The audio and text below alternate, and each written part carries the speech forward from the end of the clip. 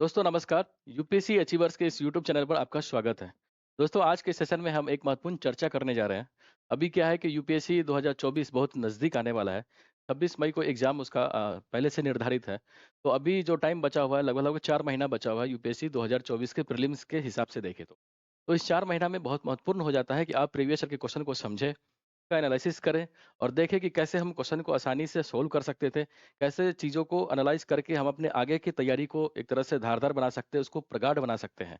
अभी क्या हुआ कि जब 2023 का पेपर पिछले साल कंडक्ट हुआ, तो उसको लेकर मार्केट में काफ़ी हाई तौबा मचा।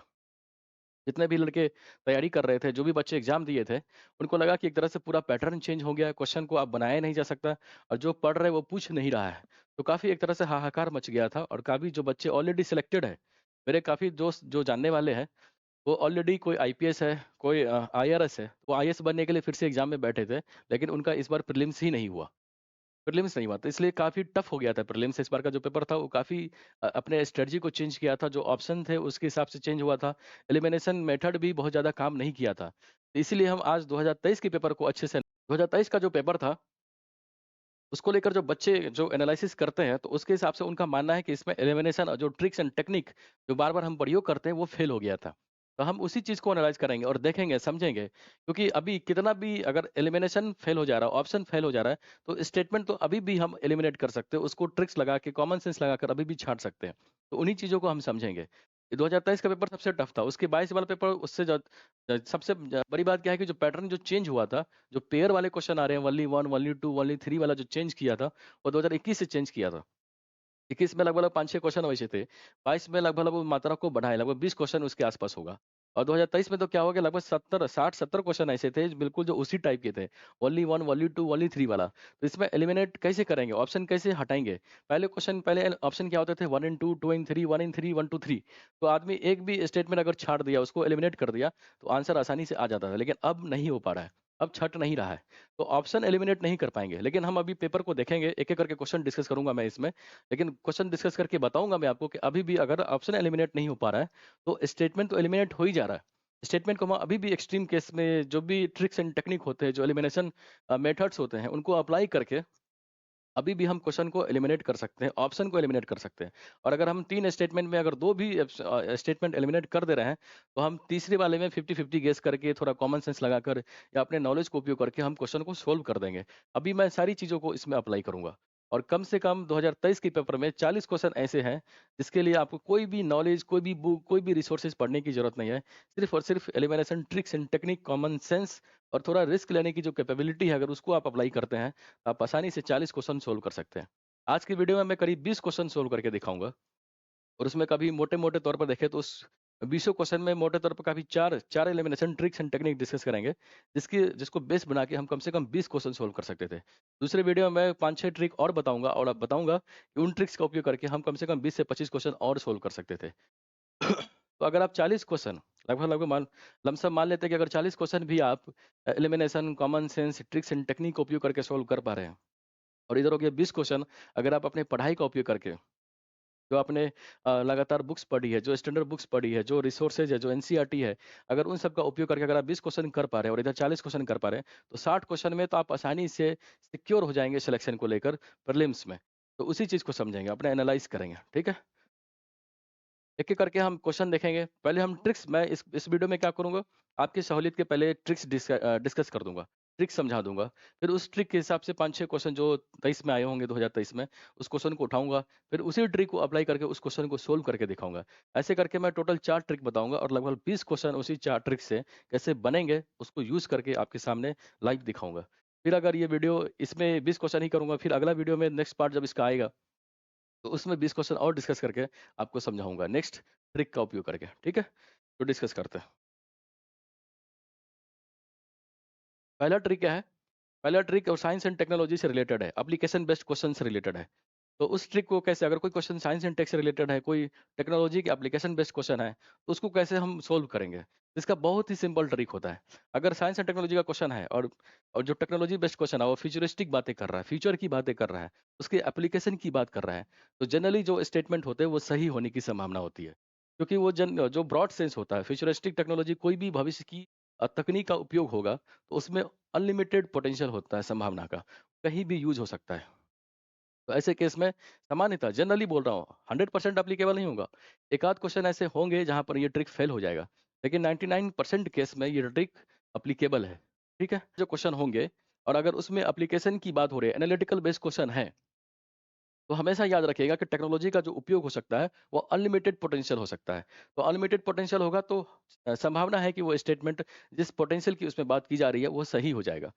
ठीक है, तो हम इस ट्रिक को ऐसे समझेंगे कि अगर विज्ञान, कलम चेंज कर, कि अगर विज्ञान और प्रौद्योगिकी के प्रश्न में अगर कथन भविष्य देख रहा है, भविष्य फ्यूचर, फ्यूचर की बात कर रहा है, फ्यूचर के क्या बात कर रहा है, डेवलपमेंट, फ्यूचर के डेवलपमेंट पॉसिबिलिटी संभावनाओं की बात करे तो कथन समानता सही होते हैं। टेक्नोलॉजी बेस्ड बेस्ड क्वेश्चन है, जैसे आपको आईओटी हो गया, बायोटेक हो गया, जैसे आपको बिग डेटा हो गया, आर्टिफिशियल इंटेलिजेंस हो गया। तो इसकी क्या-क्या संभावना हो सकता है उपयोग को लेकर अभी तक डिसाइड नहीं हुआ है, डिफाइंड नहीं हुआ है। जैसे-जैसे रिसर्च आगे बढ़ रहा है, हम नए क्षेत्र में इसका उपयोग को देख सकते हैं। इसीलिए संभावना होता है कि किसी भी चीज़ में इसका उपयोग हो सकता है और ये स्टेटमेंट में दे देगा कि इसको ऐसे-ऐसे यूज़ कर सकते हैं कि नहीं। अगर वो बहुत ही क्रॉस स्टेटमेंट नहीं है, बहुत ही वेग स्टेटमेंट नहीं है, तो जनरली पॉसिबिलिटीज़ होता है कि वो सही हो जाएगा। तो ठीक है, तो ये स्टेटमेंट पहला ट्रिक हो गया हमारा। और इस क्वेश्चन को अगर मान लीजिए एप्लीकेशन बेस्ड क्वेश्चन है तो हम इसको पकड़ेंगे कैसे? तो पकड़ने के लिए सिंपल से आपको चीज़ देखना है कि अगर उस क्वेश्चन में ऐसे कथन में क्या होना चाहिए? कैन बी, अगर कैन बी का प्रयोग है, मे बी का प्रयोग है, इनेबल, कोई टेक्नोलॉजी दे दिया अगर ये इनेबल करता है, इनेबल का प्रयोग है, सपोर्ट का प्रयोग है, अप्लाइड का प्रयोग है, हेल्प का प्रयोग है, यूज्ड का प्रयोग है, पॉसिबल का प्रयोग है, ठीक है? सपोर्ट का प्रयोग है। ऐसे शब्दों का अगर प्रयोग किया गया है कथन में, तो आप मान के चलिए कि जनरली ये स्टेटमेंट सही होंगे, ठीक है? क्योंकि टेक्नोलॉजी बहुत ही अनलिमिटेड पोटेंशियल देता है। उसी तरह एप्लीकेशन बेस्ड क्वेश्चन होगा, सीधी सी बात है टेक्नोलॉजी बेस्ड क्वेश्चन होगा, तो उसके एप्लीकेशन की ही बात करेगा। तो उसमें सभी प्रश्न के सही होने की संभावना होती है। ठीक है? ये ट्रिक हो गया, ट्रिक को हम समझ लिए। अब इसी ट्रिक को अप्लाई करके हम इसके 2023 के क्वेश्चन जो आए हुए हैं प्रीलिम्स में, उस क्वेश्चन को समझेंगे, उसको यूज़ करेंगे और इस ट्रिक को यूज़ करके हम उसको सोल्व करके आपको बताऊँगा, दिखाता हूँ। जैसे ये क्वेश्चन है, क्वेश्चन को देखिए, टेक्नोलॉजी बेस्ड क्वेश्चन है। क्वेश्चन पूछ रहा है, ठीक है? एप्लीकेशन बेस्ड क्वेश्चन है। क्वेश्चन क्या है? Consider the following aerosols, home agents, fire retardants, lubricants. In the making of how many of the above are hydrofluorocarbons are used? देख रहे हैं, हाइड्रोफ्लोरोकार्बन्स आर यूज्ड। मतलब कह रहा है कि ऊपर में से जितने दे रखा है एरोसेल, फोम एजेंट, अग्नि मंदक, स्नेहक, लुब्रिकेंट, इन चारों में से कितने को बनाने में हाइड्रोफ्लोरोकार्बन का उपयोग होता है? देख रहे, एप्लीकेशन बेस्ड क्वेश्चन है। टेक्नोलॉजी क्या है? तो जिस किस चीज का उपयोग को दर्शा रही है? हाइड्रोफ्लोरोकार्बन के उपयोग के संदर्भ में क्वेश्चन पूछ रहा है। तो अभी मैंने बताया कि में ट्रिक क्या है? अगर एप्लीकेशन बेस्ड क्वेश्चन है और उस ट्रिक में used, can be used, may be, enable, support, possible, इन चीज़ों का प्रयोग है, तो मान के चलिए कि वो अप्लाइड बेस्ड क्वेश्चन हो गया और फ्यूरिस्टिक टेक्नोलॉजी की अनलिमिटेड पोटेंशियल की बात की जा रही है। तो संभावना होता है कि सभी स्टेटमेंट सही होंगे। ठीक है? अगर हाइड्रोफ्लोरोकार्बन उपयुक्त में से कितने को बनाने में हाइड्रोफ्लोरोकार्बन प्रयुक्त होते हैं? ठीक है, हाइड्रोफ्लोरोकार्बन प्रयुक्त होते हैं, कितने में से बनाने में? अब देखिए ये क्वेश्चन ऐसे हैं जो आपको किसी बुक में नहीं मिलेगा, कितना भी आप पढ़ेंगे, डीप में जाएँगे, ये क्वेश्चन आपको स्टैंडर्ड किसी टेक्स्ट बुक में, किसी भी करंट अफेयर्स के मैगज़ीन सब में नहीं मिलेगा। ये क्वेश्चन बनेगा कैसे? तो बनेगा वही कॉमन सेंस, ट्रिक्स, मेथड्स को यूज़ करके बार-बार आप क्वेश्चन लगाएँगे, तो आपको एनालाइज़ करेंगे तो आपको रियलाइज़ होगा कि ऐसे क्वेश्चन बनाना काफ़ी आसान हो जाता है, क्योंकि इसमें नॉलेज नहीं, कॉमन सेंस काम करता है। जो आप डेली की चीज़ों को अनुभव करते हैं, वो यूज़ हो सकता है, प्रैक्टिस इसमें काम आएगा। तो हमने पहला ट्रिक अप्लाई करेंगे, तो पहला ट्रिक क्या बोला कि अनलिमिटेड पोटेंशियल होगा, एप्लीकेशन बेस्ड क्वेश्चन होगा तो सभी स्टेटमेंट के सही होने की संभावना हो सकती है। तो उपरोक्त में से कितने को बनाने में हाइड्रोफ्लोरोकार्बन यूज होगा? तो हाइड्रोफ्लोरोकार्बन के एप्लीकेशन को बता रहा है, तो सीधी सी बात है कि एरोसोल होगा, फोम एजेंट होगा, अग्निमांदक हो सकता है, स्नैक होगा। इसमें ये चारों स्टेटमेंट सही होगा, क्योंकि ये एक तरह से एप्लीकेशन है तो सभी में हो सकता है। हमको एग्जैक्ट पता नहीं है कि किस में होगा, किस में नहीं होगा, क्योंकि वो लिस्ट आप कभी ढूंढ ही नहीं सकते, कहीं किसी बुक में मिलेगा ही नहीं। कॉमन सेंस यही है कि साइंस बेस्ड क्वेश्चन है, टेक्नोलॉजी बेस्ड क्वेश्चन है, तो संभावना है कि सभी में इसका उपयोग होता होगा या हो सकता है। ठीक है, आगे बढ़ते हैं। जैसे यही क्वेश्चन है कि निम्नलिखित भारी उद्योगों पर विचार करें। निम्नलिखित भारी उद्योगों पर विचार करें। क्या उद्योग दिया? उर्वरक संयंत्र, तेल शोधक कारखाने, इस्पात संयंत्र। अब क्वेश्चन पूछ रहा है कि उपयुक्त में से कितने उद्योगों के विकार्बनन में हरित हाइड्रोजन का महत्वपूर्ण भूमिका होने की अपेक्षा है। इंग्लिश में पढ़िए, इंग्लिश में क्या लिखा है कि green hydrogen is expected to play a significant role in decarbonising how many of the above industries. कह रहा है ऊपर जो 3 इंडस्ट्री दिया है उसको डीकार्बोनाइजेशन में ग्रीन हाइड्रोजन का कितने में से उपयोग होता है। अब देखिए, ग्रीन हाइड्रोजन क्या है? रिन्यूएबल एनर्जी का सोर्स है और वो उसका उपयोग करके हम क्या करते हैं? डीकार्बोनाइजेशन को बढ़ाते हैं, यानी कार्बन उत्सर्जन को कम करते हैं। तो ये साइंस टेक्नोलॉजी बेस्ड क्वेश्चन हो गया। एप्लीकेशन बेस्ड, एप्लीकेशन की बात कर रहा है, उसके रोल की बात कर रहा है, तो सभी में हो सकता है क्योंकि जनरली है अनलिमिटेड पोटेंशियल है, अभी इसका उपयोग डिफाइंड नहीं है। तो ट्रिक क्या है? फ्यूचरिस्टिक टेक्नोलॉजी, अब अनलिमिटेड पोटेंशियल। तो ग्रीन हाइड्रोजन तो इसमें भी प्रयोग होगा, इसमें प्रयोग होगा, इसमें प्रयोग होगा। आंसर क्या हो गया? सभी 3। आप समझ पा रहे हैं मैं क्या बोल रहा हूँ? सीधी सी बात है, एक चीज हमेशा याद रखें, टेक्नोलॉजी बेस्ड क्वेश्चन है और उसके एप्लीकेशन की बात हो रही है, तो संभावना है कि सभी चीज में अनलिमिटेड स्कोप होता है, सभी चीज में उसका उपयोग हो सकता है। पूछ रहा है कि इन इंडस्ट्री में ग्रीन हाइड्रोजन का उपयोग कितने में से किया जाता है, किस पर्पज से? डीकार्बोनाइजेशन के पर्पज से। तो सीधी सी बात है, ग्रीन हाइड्रोजन का प्रयोग है, रिन्यूएबल एनर्जी का सोर्स है वो, तो सभी में उपयोग होगा। जैसे ये क्वेश्चन है, क्वेश्चन क्या है? Consider the following statements. Carbon fibres are used in the manufacture of components used in automobiles and aircrafts. Carbon fibers are used in the manufacture of components used in automobiles and aircrafts. देखिए, used है, application based question हो गया, application की बात कर रहा है और आपको बोला था कि एप्लीकेशन बेस्ड क्वेश्चन में आप यूज देखिए, may be, enable, support, help, role, इस सब को प्रयोग कर देखना है। तो ये तो स्टेटमेंट आपका सही हो गया। दूसरा statement, carbon fibres once used can not क्या हो गया? एक्सट्रीम स्टेटमेंट हो गया, एक्सट्रीम स्टेटमेंट हो गया। अगर ये कैन नॉट नहीं होता, सीधे लिखता कि carbon fibres are used in recycled process, तो ये स्टेटमेंट सही हो सकता। पर क्वेश्चन क्या है कि carbon fibres once used can not be recycled, मतलब कार्बन फाइबर को अगर एक बार यूज कर लिए तो उसका रिसाइकिल हो ही नहीं सकता। ये बहुत ही एक्सट्रीम सेंस की बात कर रहा है, एक्सट्रीम केस की बात कर रहा है, तो इसीलिए ये स्टेटमेंट गलत हो जाएगा। ठीक है, तो आंसर क्या हो गया? Only one. आप समझ पा रहे हैं दूसरा स्टेटमेंट क्यों गलत हुआ? अगर ये यूज्ड वाला सिंपल सा रहता कि कार्बन फाइबर से एक बार यूज हुआ तो उसका रिसाइकिल हो सकता है, अगर ये स्टेटमेंट होता तो सही होगा। लेकिन लिख रहा है कैन नॉट बी रिसाइकल्ड, ये एक्सट्रीम स्टेटमेंट हो गया, इसीलिए ये गलत हो गया। और दूसरा तो जनरल स्टेटमेंट यूज की बात कर रहा है, इसलिए पहला पहला सही हो गया। ठीक है, आगे देखते हैं। अब जैसे देख रहे हैं, अभी आपको मैंने लगभग लगभग 3 क्वेश्चन सोल्व करके दिखाए, ये चौथा क्वेश्चन है। चौथा क्वेश्चन क्या है कि कंसीडर द फॉलोइंग एक्शंस। पहला स्टेटमेंट है कि detection of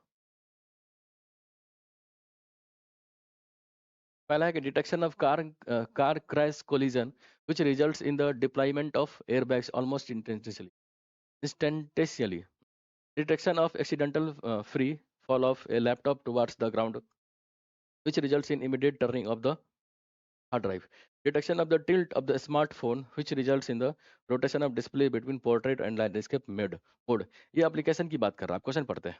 In how many of the above actions is the function of accelerometer?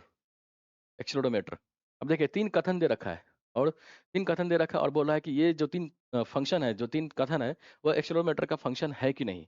ये टेक्नोलॉजी बेस्ड क्वेश्चन है, एप्लीकेशन अप्लाइड बेस्ड क्वेश्चन है। आपको क्या पता है? और देखिए, ये ऐसे क्वेश्चन कार क्रैश कोलिजन है, तो आपको किसी बुक में, कोई भी बुक उठा के पढ़ लीजिए, कोई भी मैगजीन उठा के पढ़ लीजिए, आपको वहाँ पर मेंशन ही नहीं होगा, मिलेगा ही नहीं। ऐसे क्वेश्चन आपको पढ़ के नहीं बन सकते। ऐसे क्वेश्चन आपको स्मार्ट गेस से, एलिमिनेशन से, कॉमन सेंस की एप्लीकेशन से ही बन सकता है। तो वो प्रैक्टिस से डेवलप हो पाएगा और कुछ चीज़ों को आपको समझना पड़ेगा। जैसे पहले ट्रिक मैंने क्या बताया, टेक्नोलॉजी बेस्ड क्वेश्चन है, उसका एप्लीकेशन होगा तो अनलिमिटेड पोटेंशियल हो सकता है। तो एक्सेलेरोमीटर से रिलेटेड ये क्वेश्चन है और कह रहा है कि ऊपर में से कितने स्टेटमेंट जो है वो एक्सेलेरोमीटर के फंक्शन को डिफाइन करता है या डिसाइड करता है।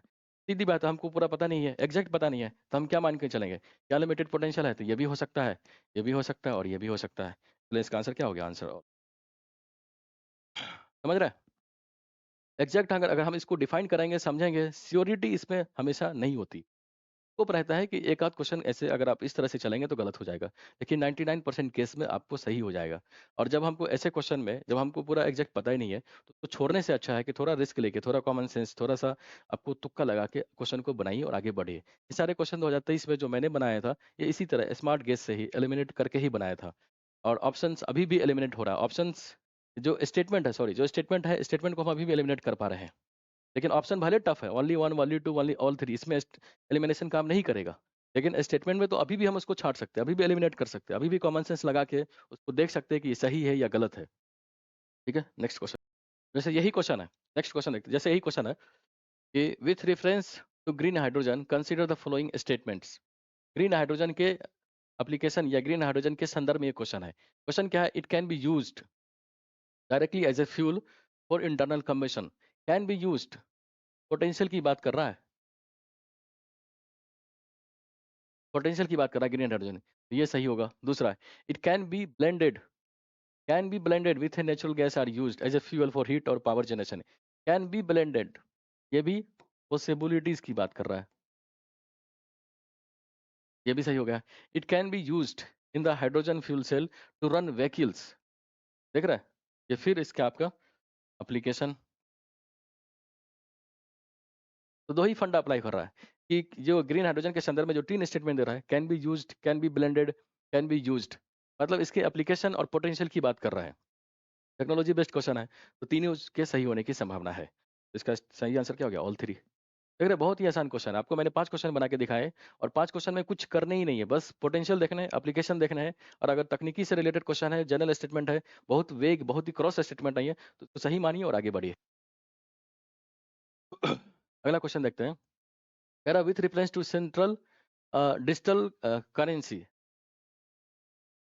ठीक है, central bank digital currency, central bank होगा यहाँ पे, बैंक।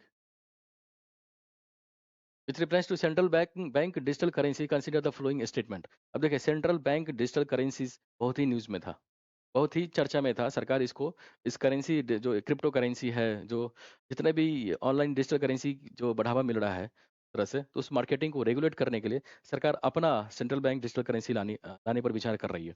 तो 2-3 साल से काफ़ी ये हॉट टॉपिक है, न्यूज़ में है, तो इससे रिलेटेड 2023 में क्वेश्चन भी बना दिया। लेकिन जो क्वेश्चन बनाया है, वो क्वेश्चन आपको नॉलेज से या किसी बुक को पढ़ के या किसी मैगज़ीन को पढ़ के बन जाए, ये ज़रूरी नहीं है, क्योंकि ऐसे बहुत ही वेग कितना पढ़ेंगे।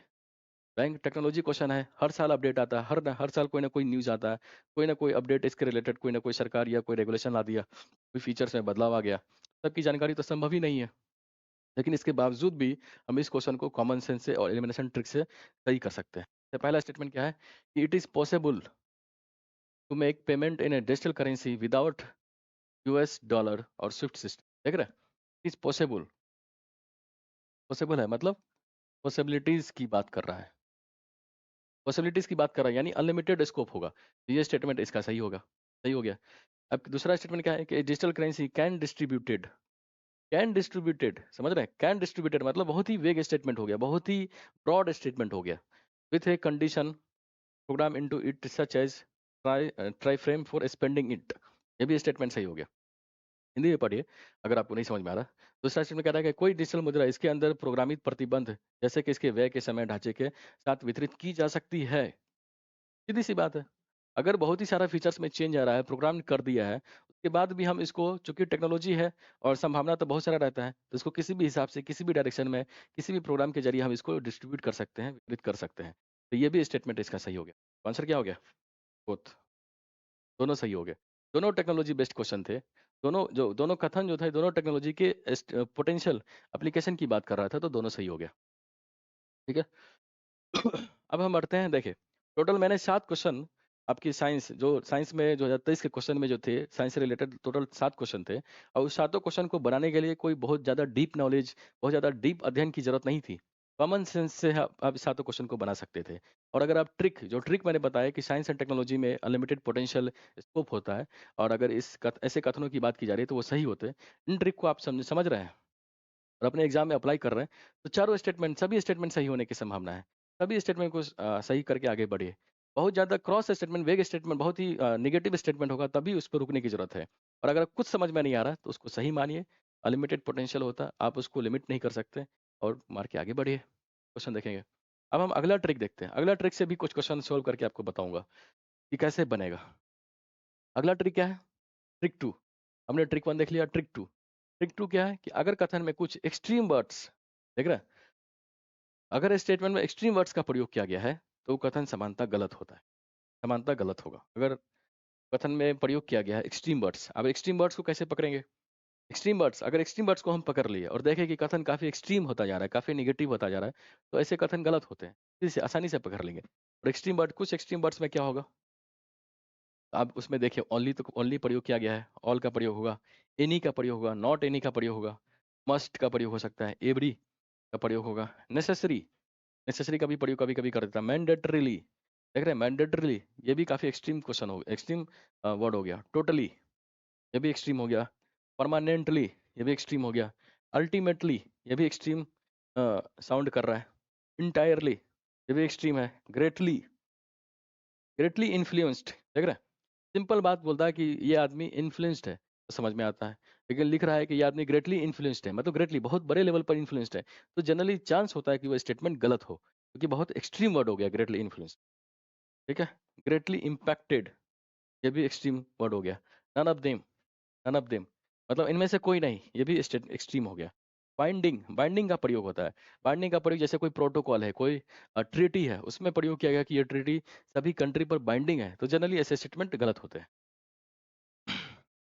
टू एलिमिनेट का प्रयोग किया गया है, तो गलत हो सकता है। तो देखिए ट्रिक, दूसरा ट्रिक क्या है कि अगर कथन में कुछ एक्सट्रीम वर्ड का प्रयोग है, और एक्सट्रीम वर्ड का हमने सारा लिस्ट दे दिया, ओनली, ऑल, इस तरह से अगर स्टेटमेंट एक्सट्रीम वर्ड का प्रयोग है, तो वो स्टेटमेंट गलत ही होगा। 99% केस में गलत होने के चांस है।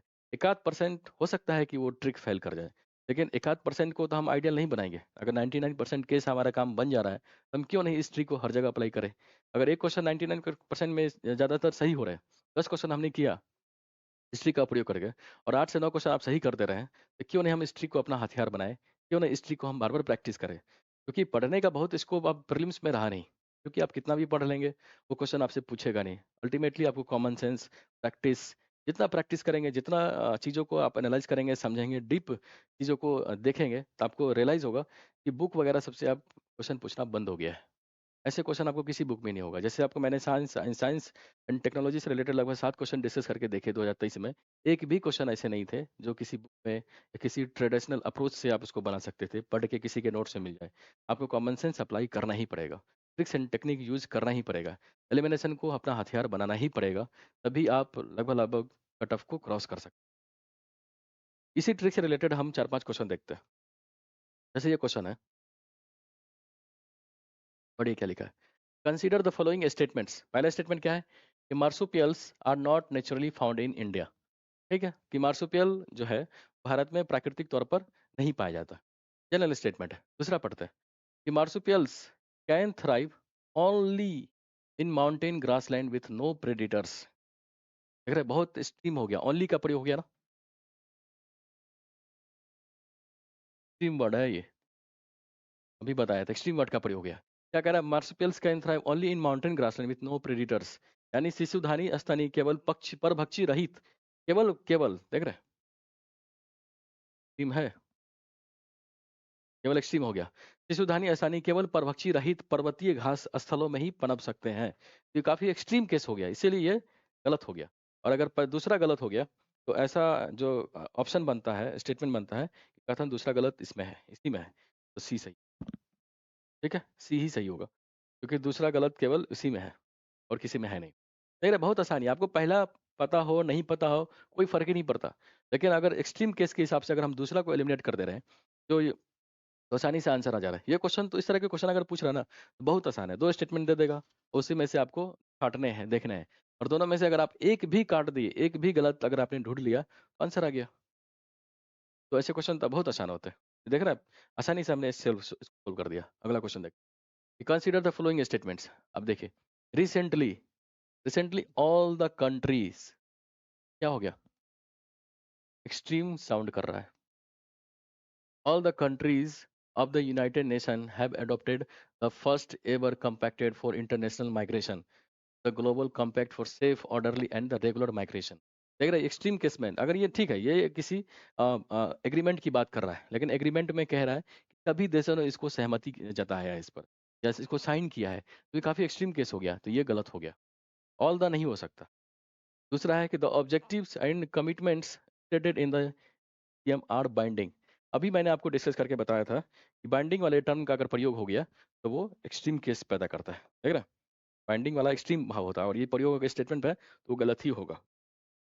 उसी तरह से यहाँ पर प्रयोग है the objectives and commitments stated in the GCM are binding. ये क्या हो गया? एक्सट्रीम वर्ड है, बाइंडिंग होगा तो ये भी गलत हो गया। तीसरा है the GCM addresses internal migration और internally displaced people also needs objective and commitments. देखिए, अब दो स्टेटमेंट, तीन स्टेटमेंट का ये प्रश्न है, क्वेश्चन है, उसमें दो स्टेटमेंट आप आसानी से छाड़ दिए। तो दो स्टेटमेंट अगर आप आसानी से छाड़ दिए तो बहुत बड़ा आपने काम कर दिया। और तीसरा स्टेटमेंट है जिसमें एलिमिनेशन आपका नहीं लग रहा है, क्योंकि इसमें ओनली एक्सट्रीम वर्ड का प्रयोग नहीं है, तो इसमें आपका थोड़ा कॉमन सेंस थोड़ा सा जो आप पढ़ेंगे उसको हम यूज करेंगे। और देखते हैं क्या बोला है कि the GCM addresses internal migration, internally migration और internally displaced people are also in subjective. देखिए, ये वर्ल्ड लेवल पर ये एग्रीमेंट या प्रोटोकॉल या कन्वेंशन की बात की जा रही है, और उसमें जो क्लॉज है वो क्या है? Internally migration. यानी एक स्टेट, यानी बिहार से कोई यूपी जा रहा है, उस चीज़ को भी इसमें एड्रेस किया जा रहा है। ये तो बहुत ही एक तरह से गलत स्टेटमेंट की बात हो रहा है। गलत इसलिए क्योंकि कोई भी देश अपनी सोवरेनिटी को नहीं किसी प्रोटोकॉल से उसको हर्ट करना चाहेगा, क्योंकि किसी भी देश का जो इंटरनल इशू होता है, इंटरनल माइग्रेशन होता है, उस देश का आंतरिक मामला हो सकता है। इसको वर्ल्ड लेवल पर कैसे डिस्कस करेंगे? इस जो माइग्रेशन वाला जो प्रोटोकॉल था, जो इस कमिटमेंट जो था इसका सिंपल सा था कि इंटरनेशनल लेवल पर किसी एक दूसरे दूसरे देश के बीच में जो माइग्रेशन हो रहा है उसको एड्रेस करने के लिए इसको लाया गया था। इंटरनली माइग्रेशन का इसमें कोई बात था ही नहीं, इसीलिए ये भी गलत हो गया। चलिए, आंसर क्या हो गया? डी। देख रहे हैं, दो स्टेटमेंट आप आसानी से हल कर दिए एक्सट्रीम केस को पकड़ के। तीसरा इसलिए गलत हो गया क्योंकि उसमें थोड़ा सा आपको नॉलेज देखना पड़ेगा, थोड़ा सा कॉमन सेंस उसमें यूज करना पड़ेगा, क्योंकि यहाँ पे एलिमिनेशन के कोई वर्ड इसमें नहीं दिख रहा था। और एक कॉमन सेंस क्या था कि जो कॉम्पैक्ट साइन हुआ वो वर्ल्ड लेवल पर माइग्रेशन को डील कर रहा है, एक देश से दूसरे देश के जो माइग्रेशन होते हैं, प्रवासन होते हैं, उसको डील कर रहा था। इंटरनल माइग्रेशन की कोई बात इसमें परिचर्चा था ही नहीं, क्योंकि इंटरनल माइग्रेशन किसी भी देश का आंतरिक मामला होता है और देश अपने कानून के जरिए उस इशू को सोल्व करता है। तो वर्ल्ड लेवल पर इसको क्यों डिस्कस करेगा? बिहार से कोई आदमी काम करने के लिए दिल्ली आता है, तो ये इस चीज़ को यूएसए से क्या लेना देना? यूएसए इसमें क्यों आएगा? कोई विदेशी कंट्री इसमें क्यों आके इस पर हस्तक्षेप करेगा? ये तो भारत का अपना मामला है, भारत इसको देखेगी। ठीक है। अगला क्वेश्चन पढ़ते हैं। कह रहा with reference to coal based thermal power plants in India, consider the following statements. Thermal power plant के संदर्भ में ये क्वेश्चन है, और पहला स्टेटमेंट क्या है कि none of them use sea water. None of them, अभी बताया था कि नन ऑफ देम जो होगा, इनमें से कोई नहीं, वो एक्सट्रीम वर्ड होगा, एक्सट्रीम वर्ड हो गया, ये क्वेश्चन गलत हो गया। दूसरा है कि नन ऑफ देम, इसमें भी है कि none of them is setup in water stress district. None of them, ये भी एक्सट्रीम वर्ड हो गया, ये भी गलत हो गया। तीसरा है कि none of them is privately owned, ये भी एक्सट्रीम हो गया, सॉरी ये भी एक्सट्रीम हो गया, तो ये भी गलत हो गया। इसलिए आंसर क्या हो गया? देख रहे हैं, अभी आपको बताया ना कि नन ऑफ देम एक्सट्रीम भाव पैदा करता है, यहाँ पे है ना कि नन ऑफ देम, मतलब कह रहा है कि इनमें से कोई नहीं। आप पढ़िए ना, स्टेटमेंट देखेंगे तो आपको पहला क्या है कि नन ऑफ देम यूजेस, यानी इनमें से किसी में भी समुद्री जल का उपयोग नहीं होता। ये काफी एक्सट्रीम हो गया। इतना थर्मल पावर प्लांट भारत में डिस्ट्रीब्यूटेड है, उसमें से कोई भी थर्मल पावर प्लांट ऐसा नहीं है जिसमें समुद्र के पानी का उपयोग होता है, ऐसा हो ही नहीं सकता। चलिए, गलत हो गया। दूसरा है कि उनमें से किसी भी जल संकट वाले जिले में स्थापित नहीं है, यानी इतना बड़ा देश है, वाटर स्ट्रेस्ड एरिया है, और कह रहा है इसमें कोई भी जल संयंत्र जल संकट वाले क्षेत्र में स्थापित नहीं है, इसलिए ये भी गलत हो गया, एक्सट्रीम भाव पैदा कर रहा है। तीसरा भी गलत है, कह रहा है उनमें से कोई भी निजी स्वामित्व वाला नहीं है, यानी सारी सरकारी संयंत्र ही है, ये भी एक्सट्रीम भाव को पैदा कर रहा है, इसलिए तीसरा भी गलत हो गया। आसानी से हमने इस क्वेश्चन को एक्सट्रीम भाव को पकड़ के, एक्सट्रीम वर्ड को पकड़ के सोल्व कर दिए। ठीक है। लगभग लगभग मैंने 3 क्वेश्चन एक्सट्रीम वाले थे जिसको सोल्व किया है। तो 7 3 10 क्वेश्चन लगभग, अभी 2 ट्रिक से लगभग लगभग 10 क्वेश्चन, वो भी 2023 के। अभी मैं 22 डिस्कस नहीं किया हूँ, 21 डिस्कस नहीं किया कर रहा हूँ, 20 डिस्कस नहीं कर रहा हूँ, वो आगे की वीडियो में बनाऊँगा तो उसमें डिस्कस करके बताऊँगा। लेकिन 2023 जो इतना टफ पेपर था, जब एग्ज़ाम हुआ था उसको लेकर इतना हाहाकार मचा था, उस पेपर में भी लगभग लगभग 40 से 45 क्वेश्चन ऐसे हैं जिसको ट्रिक्स, कॉमन सेंस और थोड़ा-सा आपको नॉलेज का उपयोग करके आसानी से उसको सोल्व कर सकते हैं। अगर आप 40 से 45 क्वेश्चन बिना कुछ पढ़े, बिना कुछ नॉलेज के, कॉमन सेंस से, प्रैक्टिस से अगर यूज़ करके एलिमिनेशन ट्रिक्स एंड टेक्निक का उपयोग करके सोल्व कर दे रहे हैं और लगभग 15-20 क्वेश्चन आप नॉलेज जो आप पढ़ेंगे, जो आपका एक तरह से नोट्स वगैरह होगा, उसका यूज़ करके सोल्व कर दे रहे हैं, लगभग 60 क्वेश्चन आपके रेंज में है और आप कट ऑफ आसानी से क्रॉस कर सकते हैं। ठीक है? तीसरा ट्रिक देखेंगे, तीसरे ट्रिक की बात कर रहे हैं। तीसरा ट्रिक क्या है कि यदि कथन में कुछ ईज़ी या मॉडरेट लगने वाले शब्द जैसे शब्द क्या है? ईज़ी और मॉडरेट वाले शब्द क्या हो सकते हैं? जैसे किसी में सम का प्रयोग है, फ्यू ऑफ देम का प्रयोग है, वन ऑफ देम का प्रयोग है, इनमें से एक, सम ऑफ देम का प्रयोग है, can be, may be, might B, could be जैसे शब्दों का प्रयोग है तो जनरली स्टेटमेंट सही होते हैं। देख रहे हैं? जनरली स्टेटमेंट सही होता है। अब देखिए, दूसरा हम ट्रिक पढ़े थे एक्सट्रीम केस वाला, कि अगर एक्सट्रीम वर्ड का प्रयोग है तो वो स्टेटमेंट गलत होगा।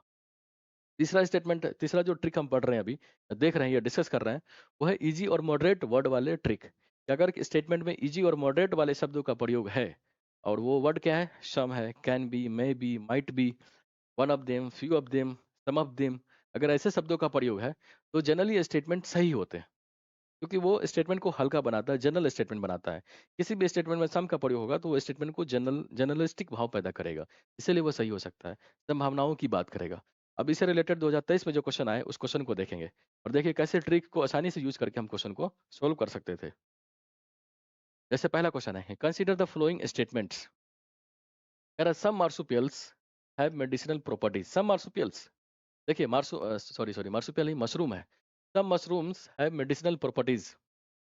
अब देखिए मशरूम है, मशरूम के इतने सारे स्पीसीज है, डाइवर्सिटीज है, डिफरेंट प्रजाति विभिन्न देशों में पाए जाते हैं, लेकिन सभी मशरूम की बात नहीं कर रहा है। उसमें से कह रहा है कुछ मशरूम ऐसे हैं जिसमें औषधीय गुण होते हैं, कुछ मशरूम में औषधीय गुण होते हैं। सीधी सी बात है, ये जनरल स्टेटमेंट है। सभी मशरूम की बात करता है कि सभी मशरूम में औषधीय गुण होते हैं, तो ये स्टेटमेंट गलत हो जाता है। लेकिन कह रहा है कुछ मशरूम में औषधीय गुण पाए जाते हैं, तो जनरल स्टेटमेंट है, मॉडरेट भाव पैदा कर रहा है, इसलिए ये स्टेटमेंट क्या हो गया? सही हो गया। दूसरा है कि some mushrooms have psychoactive properties. Some mushrooms, सभी मशरूम की बात कर ही नहीं रहा। All mushroom have psychoactive properties अगर स्टेटमेंट में होता तो वो एक्सट्रीम भाव पैदा करता, एक्सट्रीम साउंड पैदा करता और वो गलत हो जाता। लेकिन दूसरा स्टेटमेंट क्या कह रहा है कि some mushrooms have psychoactive properties, इसीलिए जनरल मॉडरेट सेंस भाव पैदा कर रहा है। एप्लीकेशन बेस्ड क्वेश्चन हो गया, इसलिए दूसरा भी सही हो गया। तीसरा है कि सम मशरूम्स हैव इंटरसेक्टिसाइडल प्रॉपर्टीज। सब मशरूम, केवल कुछ मशरूम की बात कर रहा है, सभी मशरूम की बात हो ही नहीं रही, इसलिए तीसरा भी सही हो गया। चौथा है कि सब मशरूम्स है बायो लुमिनेसेंट प्रॉपर्टीज। मतलब इसका क्या है कि संदीप्तिशील, कुछ मशरूम की बात हो रही है, उसमें संदीप्तिशील जैसे गुण पाए जाते हैं, इसलिए ये भी सही हो जाएगा। सभी मशरूम में संदीप्तिशील गुण पाए जाते हैं, अगर ऐसा स्टेटमेंट होता तो वो एक्सट्रीम भाव पैदा करता, वो गलत हो जाता। लेकिन ये जनरल मॉडरेट भाव पैदा कर रहा है, सब मशरूम सम का प्रयोग है, इसलिए ये भी सही हो गया, इसलिए चारों सही। देख रहे हैं? इजी और मॉडरेट वाले क्वेश्चन तो बहुत ही आसानी से आंख मूंद के आप उसको मान सकते हैं, ये सही ही होगा, क्योंकि सम सम सम वाला भाव केवल कुछ छोटे से लेवल पर बात कर रहा है, सभी की बात कर ही नहीं रहा है। इसलिए कुछ मशरूम में औषधीय गुण हो सकते हैं, कुछ मशरूम में साइको एक्टिव प्रॉपर्टीज हो सकता है, कुछ मशरूम में बायोलिमिनस प्रॉपर्टीज में दिखते हैं, हो सकते हैं। सभी मशरूम की बात होती तो एक्सट्रीम भाव होता, इसलिए सब गलत हो जाता। कुछ मशरूम की बात हो रही है, इसलिए कुछ में हो सकता है, नहीं भी हो सकता। ठीक है, जनरली होते हैं, कुछ में होते हैं, चलिए सही हो गया।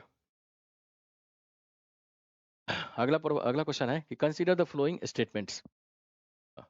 स्टेटमेंट क्या है? ये भी 2023 के क्वेश्चन है। स्टेटमेंट है कि some micro organisms can grow in environments with temperature above the boiling point of water. देख रहे हैं? कह रहा है कुछ माइक्रो ऑर्गेनिज्म ऐसे हैं जो बॉइलिंग पॉइंट से ऊपर वाले टेम्परेचर में भी पैदा हो सकते हैं, पनप सकते हैं, विकसित हो सकते हैं या उसका विकास हो सकता है। तो अगर सभी माइक्रो ऑर्गेनिज्म की बात करता तो एक्सट्रीम हो सकता था, एक्सट्रीम हो जाता, तो ये गलत हो जाता। लेकिन यहाँ पर एक्सट्रीम सभी माइक्रो ऑर्गेनिज्म की बात ही नहीं कर रहा है, सब माइक्रो ऑर्गेनिज्म की बात कर रहा है। माइक्रो ऑर्गेनिज्म इतना डाइवर्स एरिया है, इतना डाइवर्सिटी उसके पाए जाते हैं, पूरे वर्ल्ड में देखा जाता है। जैसे कुछ अगर माइक्रो ऑर्गेनिज्म बॉइलिंग पॉइंट से ऊपर वाले टेम्परेचर में पाए जाते हैं, तो संभावना है कि वो पाए जा सकते हैं, एग्जिस्ट हो सकते हैं।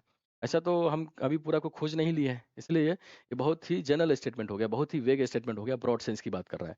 इसलिए पॉसिबिलिटीज है कि ये मॉडरेट भाव पैदा कर रहा है, इसलिए सही हो गया। दूसरा स्टेटमेंट है कि some microorganisms can grow in environment with temperature below the freezing point of water.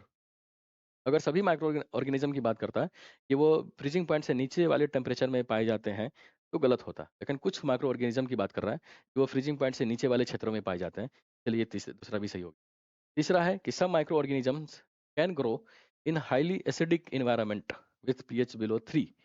देख रहे हैं, तभी माइक्रो ऑर्गेनिज्म की बात हो ही नहीं रही थी ना, स्टेटमेंट में कुछ माइक्रो ऑर्गेनिज्म की बात कर रहा है और उसको किसी टेम्परेचर से, किसी क्लाइमेटिक एक्टिविटी से, प्रॉपर्टी से उसको बांध रहा है। तीसरा स्टेटमेंट में क्या कह रहा है कि कुछ माइक्रो ऑर्गेनिज्म ऐसे क्षेत्रों में पाए जाते हैं या एग्जिस्ट करते हैं जहां पर एसिडिक इन्वायरमेंट है और वहां पर जो पीएच वैल्यू है वो 3 से नीचे है, 3 से कम है। इसीलिए तीसरा स्टेटमेंट भी सही हो गया, क्योंकि कुछ माइक्रो ऑर्गेनिज्म की बात है, सभी की बात नहीं है। कुछ की बात है, इसलिए कुछ सही हो गया। तो सभी स्टेटमेंट सही हो गए, तो आंसर क्या हो गया? सी। देख रहे, बहुत ही जनरल, बहुत ही मॉडरेट, बहुत ही ईजी वाले क्वेश्चन है ये। और सम का जहां भी प्रयोग है तो वहां पर ये क्वेश्चन सही ही हो जाता है। इसमें तो 99 जो एक्सट्रीम वाला केस था उससे भी पॉसिबिलिटीज होता है ये सही हो, क्योंकि इतना बड़ा कोई भी किसी भी कॉन्टेक्स्ट में बात करेगा तो उसमें से कुछ की बात हो रही है। मतलब 100 में से अगर एक आध भी अगर आपको मिल जा रहा है कि वो प्रॉपर्टीज उसको दिखा रहा है तो वो सही हो जाएगा। सम कुछ। ठीक है, अगला देखते हैं। देखिए, सम वाले ट्रिक से जो क्वेश्चन हमने डिस्कस किया उससे दो क्वेश्चन थे, दो क्वेश्चन आसानी से सोल्व हो गए। ठीक है, तो बहुत क्वेश्चन टफ नहीं था और ये दोनों क्वेश्चन 2023 के थे। 2023 के क्वेश्चन में ये तो समझिए कि बहुत ही, अगर 2023 के पेपर में देखें, सबसे आसान क्वेश्चन कोई हो सकता था, वही ये दोनों क्वेश्चन, सम वाले क्वेश्चन। बहुत ही आसानी से हमने इसको सोल्व कर दिया। ठीक है, क्योंकि कुछ ट्रिक लगानी नहीं था। सम वाला अगर प्रयोग है तो वो ईजी और मॉडरेट भाव पैदा कर रहा है, जनरल स्टेटमेंट को बना दे रहा है। चलिए, आंसर वो सही हो गया। अब हम ट्रिक 4 को अप्लाई करेंगे, ट्रिक 4 को समझेंगे और इस ट्रिक 4 के अप्लाई अप्लाई करते हुए हम कुछ क्वेश्चन को इसमें समझेंगे, डिस्कस करेंगे। ट्रिक 4 क्या है कि अगर राज्य व्यवस्था से संबंधित प्रश्न है, पॉलिटी से रिलेटेड कोई क्वेश्चन है और पॉलिटी से रिलेटेड कोई क्वेश्चन है तो उसमें भी कुछ ना कुछ ट्रिक काम करता है। क्या ट्रिक काम करता है? अगर आपको बहुत ज़्यादा डीप नॉलेज नहीं है, कोई क्वेश्चन आ गया और आप एग्जैक्ट श्योर नहीं है और वो क्वेश्चन पॉलिटी से रिलेटेड है, तो इन ट्रिक को अप्लाई करके हम उस क्वेश्चन को आसानी से सोल्व कर सकते हैं। ट्रिक क्या है? ट्रिक है कि राज्य व्यवस्था से संबंधित प्रश्न में यदि कथन में कहा गया है किसी शब्द, जैसे मान लो पॉलिटी से रिलेटेड क्वेश्चन है और उस क्वेश्चन में कोई वर्ड को मेंशन किया है और कहा है कि वो वर्ड संविधान में परिभाषित, देख रहे हैं, संविधान में परिभाषित किया गया है, कथन समानता गलत होता है ना, गलत होने की यानी क्या है? कोई क्वेश्चन है, पॉलिटी से रिलेटेड क्वेश्चन है और उस क्वेश्चन में किसी वर्ड से रिलेटेड क्वेश्चन है, कोई वर्ड के बारे में डिफाइन बात कही जा रही है और बोला जा रहा है कि इस वर्ड को संविधान में व्याख्यायित, संविधान में परिभाषित या संविधान में वर्गीकृत किया गया है। अगर ऐसा स्टेटमेंट है तो संविधान वाले क्वेश्चन जनरली गलत होता है। कि संविधान में हर चीज को डिफाइन कर दे ये जरूरी नहीं है, क्योंकि अगर हर चीज को हम डिफाइन करेंगे तो संविधान बहुत लंबा हो जाएगा और वो संविधान इतना लंबा हो जाएगा कि उस चीजों को पढ़ना, चीजों को समझना बहुत ही मुश्किल हो सकता है। इसीलिए तो हम रूल्स बनाते हैं, रेगुलेशन बनाते हैं। पहले हम एक्ट बना दिए, एक्ट बनाते हैं संविधान के किसी आर्टिकल के संदर्भ में, किसी आर्टिकल को हम जमीन पर उतारना चाह रहे हैं, उससे रिलेटेड एक्ट बना दिया। अब उस एक्ट से रिलेटेड हम रूल्स एंड रेगुलेशन बनाते हैं जो कि एग्जीक्यूटिव पावर के अंतर्गत आता है। अब उन चीज़ों को भी हम संविधान में डिफाइन करने लगे, संविधान में मेंशन करने लगे, तो इसका कोई मतलब नहीं है। ठीक है, तो हर चीज़ को संविधान में डिफाइन किया भी नहीं जा सकता, कि संविधान फिर बहुत बड़ा हो जाएगा और इतना बड़ा हो जाएगा कि उसको संभालना, किसी एक उसको ले जाने में बहुत दिक्कत हो सकता है, फिर पढ़ने में दिक्कत हो सकता है, बहुत ही एक तरह से क्या बोलते हैं, गार्बेज वहाँ पर भर जाएगा, कोई काम का है नहीं। ठीक है? तो भाव समझना है कि अगर कोई वर्ड को लिख दिया है स्टेटमेंट में कि संविधान में परिभाषित है, कैसे देखेंगे? कि संविधान में परिभाषित किया गया, ये वर्ड का प्रयोग है। संविधान में उल्लेखित किया गया, अगर इस वर्ड का प्रयोग है। संविधान में वर्गीकृत किया गया, अगर ऐसे जब शब्दों का प्रयोग किया गया है, तो समानता कथन गलत होता है। आँख मूंद के मार सकते हैं आप। और ये भी ट्रिक ऐसा है जो 99% जगह पर ये सही होता है। 1 आध % अगर आपका लक खराब है कि आपने आसान क्वेश्चन को भी वो मेंशन है और उसमें भी ये ट्रिक अप्लाई कर दिया। हालाँकि हमको पता तो चलेगा ही नहीं। लेकिन अगर हम 10 में से 9 क्वेश्चन भी इस ट्रिक्स के उपयोग करके बना दे रहे हैं, तो ये आपकी उपलब्धि है, ये आपकी, आप बधाई के पात्र हैं। भले एक क्वेश्चन गलत क्यों ना हो जाए, क्योंकि हम रिस्क लेंगे। क्योंकि वो चीज़ पढ़ के तो आप कर ही नहीं सकते। क्योंकि अगर आप कॉमन सेंस नहीं अप्लाई करेंगे, पढ़ के बुक वगैरह 75 को बुक पढ़ेंगे तब चाहेंगे मैं क्वेश्चन कर दूँ, आप 2 से 3 क्वेश्चन से ज़्यादा कर ही नहीं पाएँगे। मैं लिख के दे रहा हूँ। अपना 3 साल का, 4 साल का अनुभव बता रहा हूँ इसमें। मैंने लगभग-लगभग 4 प्रीलिम्स को आसानी से क्वालीफाई कर गए सिर्फ़ इसी बेसिस पर। Tricks and technique, common sense, practice को यूज़ करके। कि पढ़ा हुआ चीज़ बहुत ज़्यादा डीप में जाके आप पूछता नहीं है। पढ़ा हुआ चीज़ जो किताब में मेंशन है वो उससे डायरेक्टली क्वेश्चन बनते नहीं हैं। क्योंकि अगर पढ़ा हुआ चीज़ पूछ लेगा तो बच्चे रट के आएँगे, बच्चे उसको समझेंगे नहीं। इसलिए यूपीएससी अपना पैटर्न सालों-साल चेंज कर रही है और बच्चों को चौंका रही है। अभी 2023 में देखा ना आपने, सारे क्वेश्चन लगभग-लगभग क्वेश्चन को पेयर में कर दिया, ओनली 1, ओनली 2, ओनली 3 और नन ऑफ देम, इस तरह से कर दिया। वहाँ पे एलिमिनेशन तो एक तरह से खत्म ही हो गया। लेकिन उसके बाद भी भले हम ऑप्शन को एलिमिनेट नहीं कर पाएँगे, लेकिन स्टेटमेंट को अभी भी मैं छाँट पा रहा हूँ, अभी भी देख रहे हैं एलिमिनेशन वहाँ पर काम कर रहा है, कॉमन सेंस अप्लाई हो रहा है। इसकी संभावना हमेशा रहेगी, इसीलिए आपको रियल चीज़ को पकड़ना है। यूपीएससी के जो क्रक्स है, जो वो चाह रहा है, जो उसका डिमांड है, उसको समझिए। और यूपीएससी कभी नहीं चाहती कि आप ऐसे बच्चों को वो एग्ज़ाम में ले ले, जो रटता हो, तोते की तरह किसी भी चीज़ को याद कर लेता हो। ऐसे लोगों की ज़रूरत प्रशासन में नहीं है।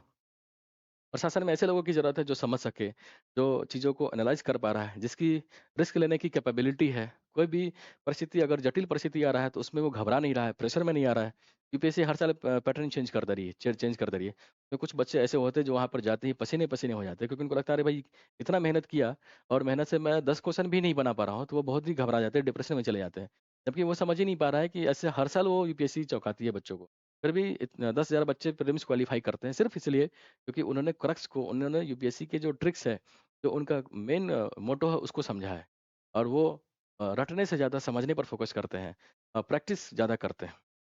इसलिए सीरियस नहीं रहना, सिंसियर रहिए। सिंसियर रहना बहुत बड़ी चीज़ है। सिंसियर रहने का मतलब सीधा है कि आप अपनी जो चीज़ तैयारी कर रहे हैं उसके डिमांड को समझिए, जो टारगेट है उसको पूरा करिए। एनी टाइम पूरे टाइम सीरियस रहने की ज़रूरत नहीं है। 24 घंटा में 18 घंटा पढ़ लीजिए, तब भी आप देखिएगा, आप पढ़िए ना बुक वगैरह पढ़िए, क्वेश्चन लगाने जाइए, 10 क्वेश्चन भी सॉल्व नहीं कर पाएँगे अपने नॉलेज को करके।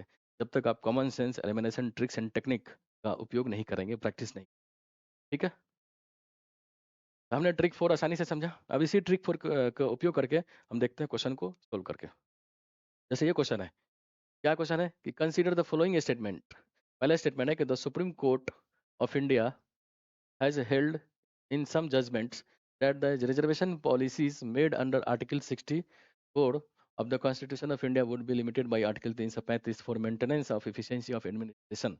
देखिए ये जनरल स्टेटमेंट है, इससे बहुत ज़्यादा क्लू नहीं मिल रहा है, क्लू नहीं मिल रहा है हमको। ठीक है, जनरल स्टेटमेंट है, पता नहीं चल रहा है क्या बात कर रहा है, नहीं बात कर रहा है। तो इसको थोड़ा हम होल्ड पे रखते हैं, हम अगला स्टेटमेंट देखते हैं।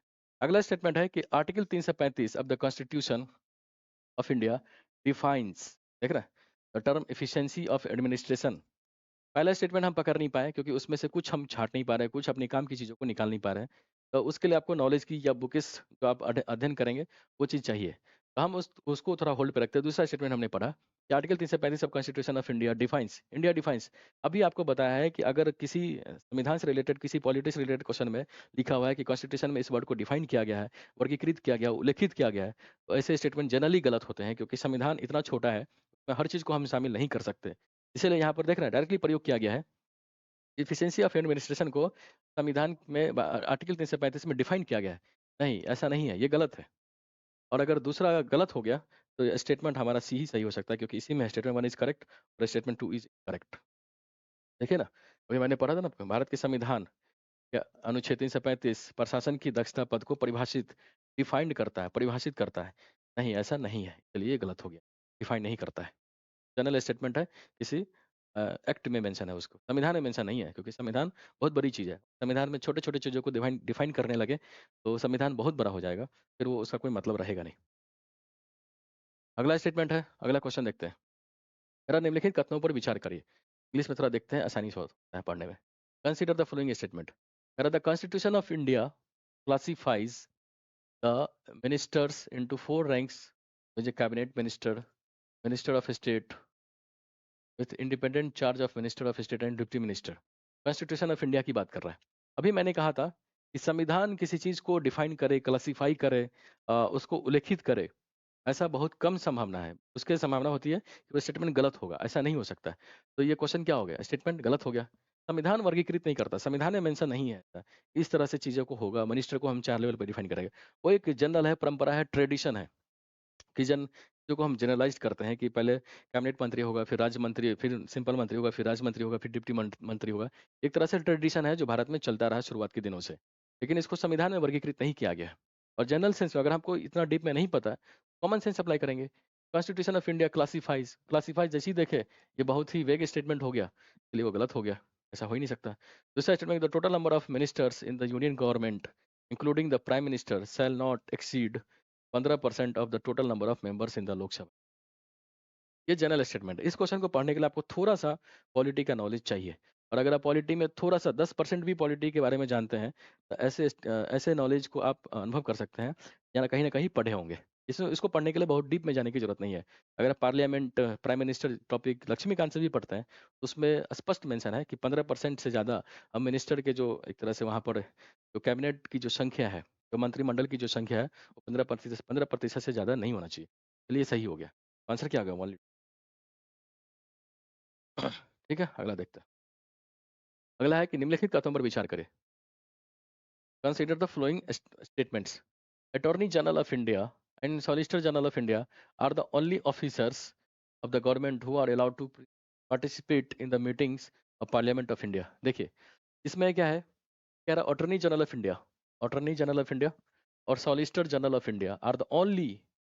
देख रहे हैं, ओनली का प्रयोग है, ये एक्सट्रीम सेंस पैदा कर रहा है, एक्सट्रीम सेंस पैदा कर रहा है। कह रहा है कि अटॉर्नी जनरल ऑफ इंडिया और सॉलिसिटर जनरल ऑफ इंडिया ही भारत के संविधान के पार्टिसिपेशन में भाग ले सकता है। ये गलत हो गया, एक्सट्रीम केस हो गया, इसलिए गलत हो गया। ठीक है, वो गलत हो गया। दूसरा है, according to constitution of India the attorney general of India submits his resignation when the government which appointed him resigns. देखिए, ये ठीक से ये देखिए, जनरल स्टेटमेंट में देखें तो ये बात ठीक कह रहा है कि अटॉर्नी जनरल जो है अपना रिजिग्नेशन कैबिनेट या जो केंद्र सरकार होता है उसको सबमिट करती है। लेकिन ये जो स्टेटमेंट है, वो संविधान में डिफाइन नहीं किया गया है। मतलब ये संविधान में उल्लिखित नहीं है। ये नॉर्मल चीज़ें हैं, ये परंपरा है, ये एक तरह से ट्रेडिशन है, या किसी रूल में मेंशन होगा कि ऐसा होना चाहिए। लेकिन उन चीज़ों को संविधान में डिफाइन नहीं किया गया है। मैंने बोला ना कि छोटी-छोटी चीज़ों को संविधान में वर्गीकृत करने लगे, संविधान में शामिल करने लगे, तो संविधान बहुत ही बड़ा हो जाएगा। इसीलिए ये गलत हो गया, क्योंकि बात कर रहा है अकॉर्डिंग टू द कॉन्स्टिट्यूशन, इसीलिए गलत हो। अकॉर्डिंग टू द कॉन्स्टिट्यूशन नहीं, नॉर्मल सेंस में है ऐसा। ठीक है? तो आंसर क्या हो गया? पहला भी गलत, दूसरा भी गलत, इसलिए नाइदर 1 नाइदर 2। ठीक है? तो हमने 4 ट्रिक्स देख लिए, और 4 ट्रिक से लगभग 15 प्लस क्वेश्चन को हमने आसानी से सोल्व किया है। बिना कुछ समझे, बिना कुछ पढ़े, जनरल सेंस में थोड़ा-सा प्रैक्टिस, थोड़ा-सा कॉमन सेंस और बहुत ज़्यादा रिस्क लेने की कैपेबिलिटी अगर आपके अंदर है, तभी आप इतने सारे क्वेश्चन को सोल्व कर सकते हैं। जितना आप प्रैक्टिस करेंगे इन ट्रिक्स एंड टेक्निक का, एलिमिनेशन मेथड्स का, उतना आप समझेंगे कि क्वेश्चन आसानी से बिना पढ़े हुए सोल्व हो जा रहा है।